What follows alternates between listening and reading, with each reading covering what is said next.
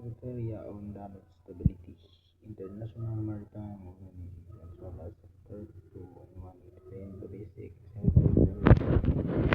damage stability, which ensure that ship can survive flooding after damage stability.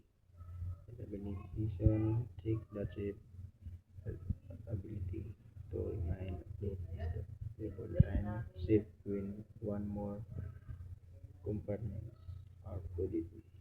Criteria included sufficient reviewing after flooding, proper subdivision and watertight compartments, acceptable feed and train injury, safety and passengers, crew and cargo.